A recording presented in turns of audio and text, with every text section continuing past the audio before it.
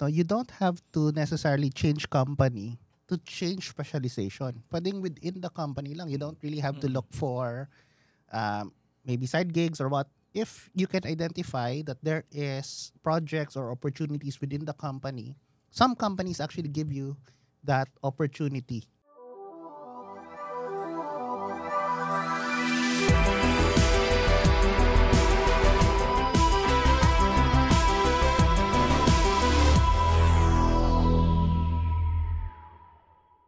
Welcome to another episode of Kaka Computer. And today, we're gonna talk about switching specializations in IT, no? How to pivot your area of expertise and why you should sometimes pivot your expertise. Why changing job roles, specialization is actually important sometimes, no? And to mark it off, let's ask the first question, no? What does a journey look like for a developer, kung IT developer ka, to successfully transition into a new IT role or a new IT field? Yeah? Maybe I can start. Sige. Mm-hmm. So, well, I've done this many times. No? Oh, so, really? nag-start ako as a front-end engineer. Mm-mm. And then later as a back-end engineer. Tapos may period na QA ako, automated testing. And then, now I'm doing management. So, I'd say like opportunities would come. And totoo yung sinasabi nila, 10,000 hours would take you to mastery. So 10,000 hours of practice. So I guess, well, it would take time. Pero you can just practice and just learn tutorials, build projects, I'd say. Number 2 is just try Kaizen, another concept. 1% better every day. And I think one last, ito, medyo off tangent. In climbing, meron tinatawag na engrams. So muscle memory. So you just repetitions lang. Tama. How about you? Yeah, so sa personal journey ko, I started out like as a game developer. Game developer. Oo. Gusto ko yan. Like, tapos back in high school din eh. Tapos after that, nag-pandemic and maraming free time to study. Tapos parang natripan ko lang yung mag-study ng web development. Tapos full stack Django way back then. Tapos around that, nag-specialize na ako sa things like backend. So the main factor sa pag-motivate sa akin to that was compensation, essentially. Like, I looked into sa mga job portals and parang wala masyado dito sa game development. Oo. Tapos, sa full It's a stack. tough market ka, It's a actually. tough market. Oo. And I looked into full stack development. But I can also see na merong mga same positions na backend development na parang same na compensation package sa full stack eh. So, why not just focus on one thing and be great at it? So, yun yung motivation ko for switching my specializations. Okay, you have what? Yes, of course. Well, originally, I'm a network engineer. And apparently, and at the same time, I'm taking a instructor inside, within that company. So, nagtuturo ako within that company for example, a cloud specialization. So, nagustuhan ko yung cloud and nag-apply ko for a certain project as an instructor. So, switching careers or specialization is quite hard for me because as a network engineer, more on infrastructure and cloud. So, they are more on experience before you transition to another domain. Yun. So, yun lang sa akin. Right. And that's an interesting point, no? You don't have to necessarily change company to change specialization. Pwedeng within the company lang. You don't really have to look for maybe side gigs or what. If you can identify that there is projects or opportunities within the company, some companies actually give you that opportunity. Yep. No?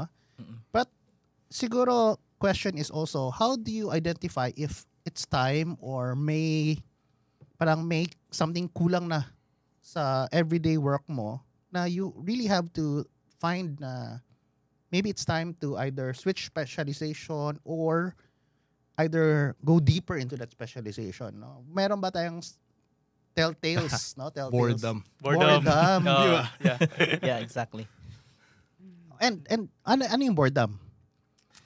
May term kami, software engineering. So you're working on one project, Tapos paulit-ulit na lang. We call it tinola. Bakit tinola? Yung tinola. Tinola? Bakit tinola? Masarap yan. Pag kinain mo, when you eat it, ang sarap today. Tinola. Bukas tinola na naman. Tapos Wednesday, Thursday, Friday, few months, medyo nakakasawa. So I'd say, tignan mo, baka may ibang opportunities dyan for you to explore. Right. Pero may food bang okay lang araw-araw? Ewan ko. Hindi ko alam. Pagsawaan. No, baka umabot sa point na okay lang yung tinola araw-araw. 'Di ba? Pwede. Baka Hainanese chicken naman minsan. Pero kung let's say, aside from boredom, perhaps may other factors ba? Parang kung pagod ka na. Kasi kung pagod ka na, or pagod ba? Or iba yung pagod at boredom? Maganda yung point mo kanina, no? So, opportunities, medyo kulang yung opportunities sa game development. Curious ako parang, ano nangyari doon? Actually, the first place to find out kung bakit kulang opportunities is LinkedIn. Kung tingnan mo yung mga game developer, ilan ba yung mga game developer jobs dyan sa Pilipinas, you can see around 3 to 5, around that. Pero kung if you look into yung mga web developer na mga roles, you can see that there's so many. So there's much more opportunity for you to shift and grow more sa field na yan. Oo. And sa game development, actually, I never really dived into it. Pero if you're a game developer, you're gonna focus on one framework. So either Unity or something like that. And you're gonna specialize on that certain framework or something like Godot, maganon. But in web development, sobrang rami eh.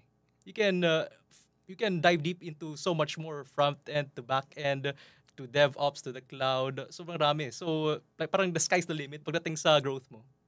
And I don't see that sa game development at that time. I might be wrong, pero at that time, yun ang parang thought process ko. Right. I agree with that. No? And interesting na sinabi din.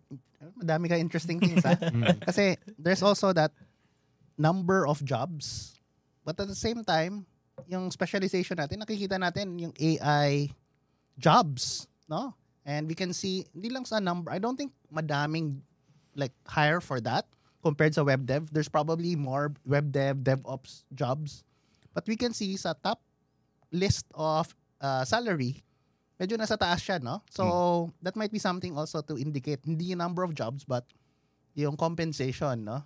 That is very true. Right. Yep. Pero when is for you, meron bang indicator na parang your compensation is not enough?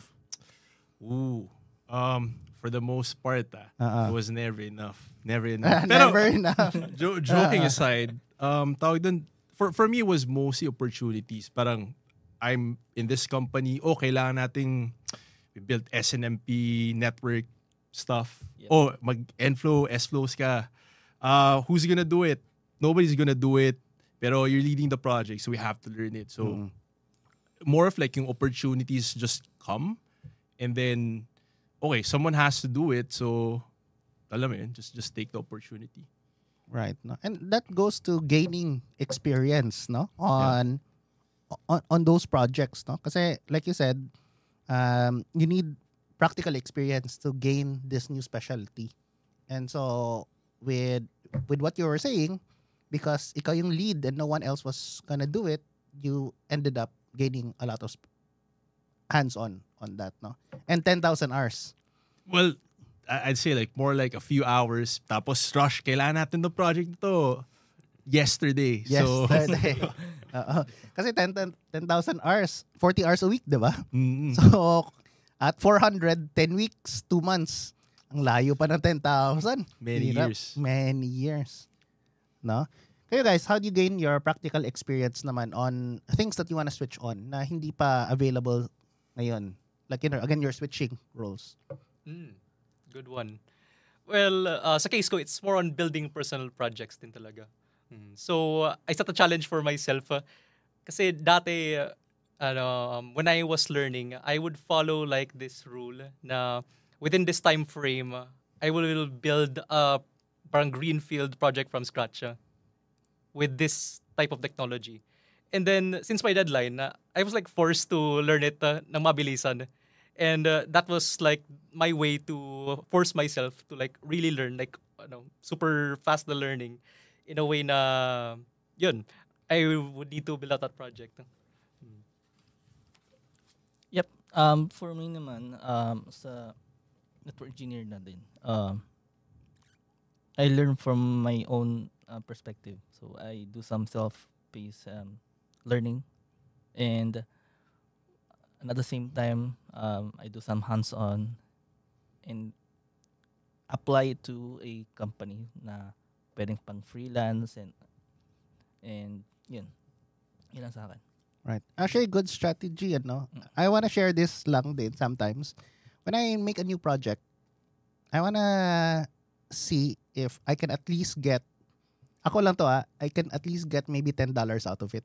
Hindi yung $0. I'm gonna try, like, if I'm gonna try game dev, I wanna see if I can get at least somebody to pay for my time. Kahit konti lang, no? That means somewhere out there is somebody else who thinks there's value in my output. No? Not just myself. Kasi kung myself lang, if I'm learning it, yes, nice to learn for yourself, pero you wanna try to make a career out of it or you wanna move into it, diba? So, somebody has to eventually pay for it. O Rafi, $10. Ha? Mamaya, pag-usapan natin. Baka sa ibang episode. $10 lang, no? Kasi that's 500 pesos. That's a good hour for a lot of people, diba? So, there's somebody who's willing. Ayun. I think it's time to thank our sponsor. So, White Cloak Technologies is a custom software development company. They build mobile and web applications. They work with leading brands in banking and real estate. Visit their website at www.whitecloak.com to know more.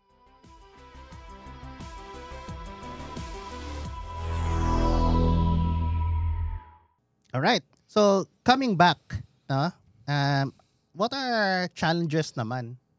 Especially I think one of the challenges na possible na ma-experience natin if you're switching is, of course, yung number one dito is yung imposter syndrome, 'di ba?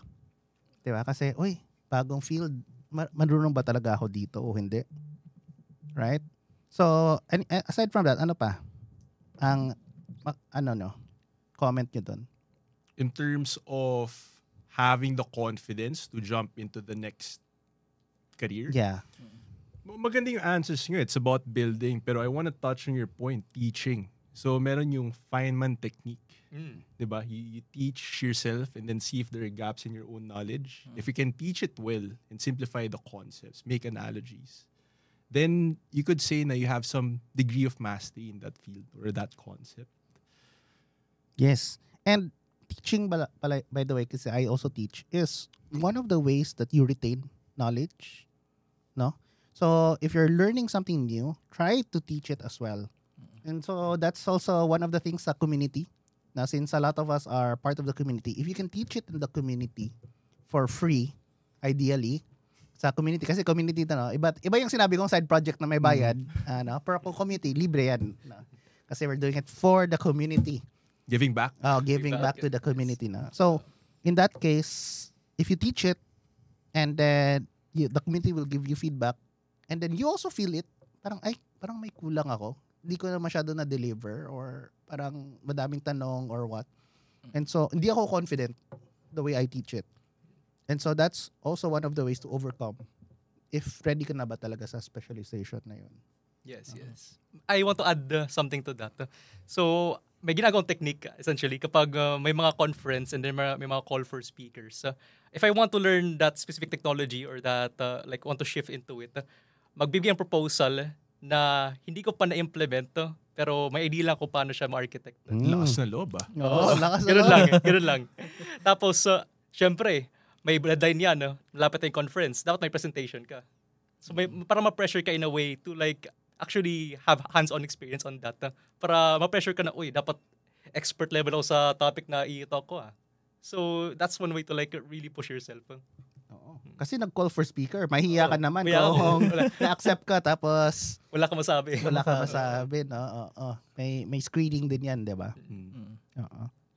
How about, since na-touch ko konti yung community, yung network naman and mentorship, where do you find again, you're moving to a new specialization, no? Ano yung mga areas kung saan kayo makakahanap na mentor? Is it sometimes available within the company? If wala, saan mo hahanapin? I like yung community angle, no? So definitely go out and seek out communities. May Python PH. If you're in Davao, there's Durian Pie. In Cebu, there's Pizza Pie. In the Philippines, Python PH. Also, shout out eHeads. Oo, So if you're tama. looking into engineering management, technical leadership, you should look into that. Right. And I think there's also books, of course. There's also books. Hindi ako the best example sa books, no? Videos, right? Select the videos din. Don't go into the YouTube algorithm of yung parang spiraling down. May YouTube spiraling down, pero may YouTube din spiraling up. Mhm. So, doon tayo sa up, wag yun sa down, no? And try to see if you can find somebody who did that specialization. Hanapin mo sa LinkedIn, ganyan. And sometimes just reach out. No? You'd be surprised. ADP list, something to mention. So I've had a few conversations there. Actually, as a mentee, not as a mentor. So very helpful naman. Ano ulit to? ADP list. And where do the people find that? It's adplist.org. So there's a community of mentors. You could sign up as a mentor or Go sign check up as out. a mentee. Yeah. And tawag doon, you can just contact a person. Kuwari, ito, I'm looking for an experienced VP of engineering. Just reach out. And then if they agree, then you can talk to them. Right. And how about flexibility naman? Is there a right time to or a wrong time to switch specialization naman? Maybe a network engineer. Yeah. So switching careers or specialization is gaya na sinabi ni Sir Rafi, it's about time. So you ask yourself if this is the right time na nga ba na mag-switch gears or switching specialization. Well, ask for yourself first kung kaya mo na ba. Ayan. Kung kaya mo na mag-switch gears, why not? Kung hindi pa, you have to study first. So yun lang para sa akin. Yeah, there's also this risk din eh. If you want to switch like a role, there's a chance na yung compensation package mo on that role hindi same or maybe lower pa sa i-shift mo na role. So you really have to assess kung ano yung mga expenses mo when it comes to sa mga dependents ko, if this is the correct time for me to switch my path. Ikaw, since multi-switcher ka in that sense, no? Parang it was forced on you. You found the time yourself. It was forced on me, but I was lucky na it all happened within the same company. So, tawag dun, we were doing consulting eh. So, ayun, we work on this API gateway, and then after that, mag-ano naman tayo, network monitoring system. Tapos, nag 80 commands with Serialcom. Different projects. So, slightly off topic, I would usually talk to, parang give career advice on people. There are three kinds of companies. So, one is a corporate job. Yung isa on the extreme end is startup. In the middle is consulting. Mm-mm. So, consulting usually would get a lot of opportunities for those kinds of things. Yung maraming projects, iba-iba, deadline yesterday. Yeah. So, madaming chances for switching specialization doon, no? I agree. Siguro, if anyone is still bored or they feel undervalued, underpaid, no? What is their parang push? What can you say about, ano yung maging push nila dapat? Parang, hey, kung may lalapit sa'yo, parang ano ako, ganyan, medyo hesitant ako. Ano yung tulak mo sa kanila? Kung meron kayong tulak sa kanila. Parang ano lang ba? Parang ano lang to? Go for it. Ganun lang, shout out? Or may other things kayong sasabihin na parang i-checklist nila muna? Do what you like. Do what you like. Do what you like. If you don't like that, kumari, nag-try ka, nag-build ka ng projects, ayaw ko ng CSS. Edi wag mong pilitin. So find what you like. Just try, explore different verticals. Tapos if you like this part, then try to specialize. There's this thing called the T-shaped engineer din eh. Wherein ang experience mo, there's a broad set of experiences. May specialties. Ay, meron kang knowledge on different sets sa software engineering. But merong T dyan wherein there's a depth to it. So that's something that most beginners should aspire to be. To try everything out. And then once you find what you really want, specialize on it. Form that T-shape. Ganon. So, madami muna, tapos T-shape. And siguro, for me naman, number one, make a checklist. Like I said, assess yourself. No? We always say that in the show, assess yourself. But give yourself buffer in that sense. Kasi when you switch specialization, there's always a risk, right? You can switch cold turkey. And so if you switch cold turkey, make a buffer. You can switch also only when meron nang accept sa'yo. Like may trial na. Okay, switch jobs in that sense. Kasi only when may hire na. So that's thing. Those are two different approaches. But just make sure na you are safe. As long as, alam mo yung hierarchy of needs. As long as you cover your main needs. No? Ayaw mo naman mag-risk tapos in the end, walang parang mautang-utang ka na, magi-depress ka and everything, right? So make sure naman na you cover to what tolerant yung hierarchy of needs mo. Kahit tinola araw-araw, basta may kakainin. Tama. Pwede.